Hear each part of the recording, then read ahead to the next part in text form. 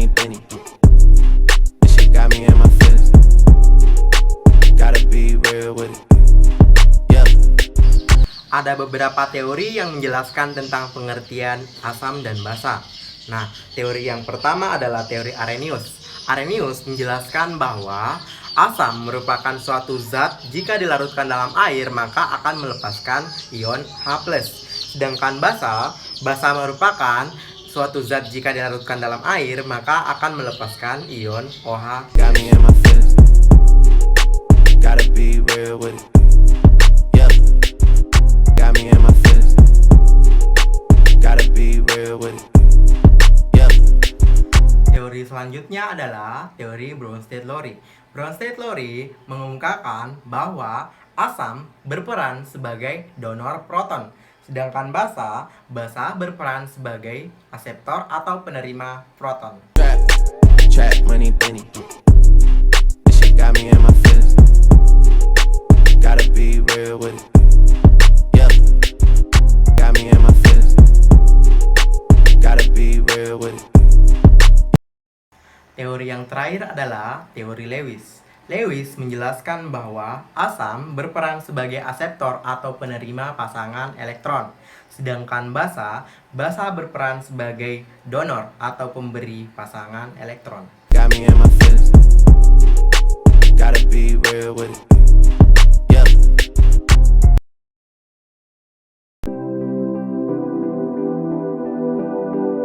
Asam basa keras digambarkan sebagai suatu spesies yang mempunyai ukuran relatif kecil, bermuatan tinggi, dan mempunyai polarisabilitas rendah. Sebaliknya, asam basa lunak digambarkan sebagai suatu spesies yang mempunyai ukuran relatif besar, bermuatan rendah, dan mempunyai polarisabilitas tinggi. Seperti yang kita ketahui bahwa asam Lewis adalah zat yang menerima pasangan elektron. Selain itu, asam Lewis adalah zat yang elektrofilik atau suka terhadap elektron.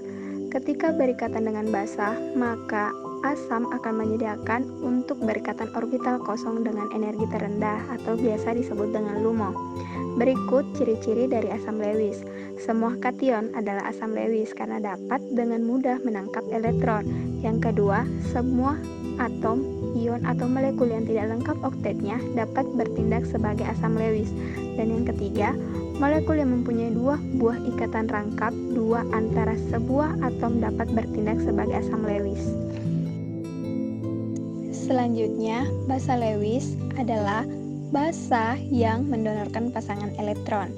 Basa Lewis adalah nukleofilik yang artinya akan menyerang spesies bermuatan positif dengan pasangan elektron bebasnya. Ketika berikatan dengan asam akan menggunakan orbital molekul dengan tingkat energi tertinggi atau biasa disebut dengan HOMO. Ion atau molekul bebas yang memiliki pasangan elektron bebas bisa menjadi basa Lewis. Beberapa anion berikut bisa memberikan elektronnya kepada asam seperti OH-, Cn-, CH3COO-, NH3, H2O, CO, dan lain-lain. Seperti yang dijelaskan sebelumnya, orbital HOMO pada basa Lewis akan berinteraksi dengan orbital LUMO dari asam Lewis untuk menciptakan ikatan molekul. Perhatikan gambar berikut. Asam bertindak sebagai LUMO dan basa bertindak sebagai HOMO.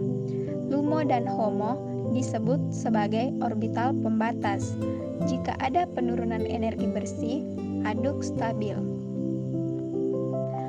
Dalam reaksi persaingan antara dua basa untuk asam yang sama, yang harus dipertimbangkan kekuatan relatif dari basa dan sifat keras atau lunak dari masing-masing asam dan basa. Contohnya, pertimbangkan reaksi antara ZnO dan LiC4H9. ZnO ditambah 2 LiC4H9 menghasilkan reaksi ZnC4H9 dua kali ditambah Li2O. Ion seng adalah asam Lewis yang kuat dan ion oksida adalah basa Lewis yang kuat. Namun, reaksi berlanjut ke kanan karena pertimbangan keras atau lunak mengesampingkan pertimbangan kekuatan asam basa. Adapun syarat-syarat asam basa keras, jari-jari atom kecil, bilangan oksidasinya tinggi, polaritasnya rendah, elektronegatifnya tinggi. Syarat-syarat asam basa lunak, jari-jari atom besar, bilangan oksidasinya rendah, polaritasnya tinggi, dan elektronegatifnya rendah. Penambahan asam keras dengan basa keras akan cenderung membentuk ikatan ionik, sedangkan asam lunak dengan basa lunak cenderung membentuk ikatan kovalen. Misalnya, setelah penambahan terbentuk, biasanya terdapat perubahan geometri di sekitar lokasi asam Lewis, seperti BX3 ditambah NCH3 3 kali menghasilkan X3BNMe3. Stabilitas penambahannya adalah BBr3 lebih besar dari BCl3 lebih besar dari BF3. Urutan ini tampaknya berlawanan dengan apa yang diharapkan berdasarkan ukuran halogen atau elektronegativitas. Sudah tahu kan perbedaan antara asam basa keras lunak? Oke, jadi saya akan memberikan contoh asam basa keras lunak. Berikut kita lihat.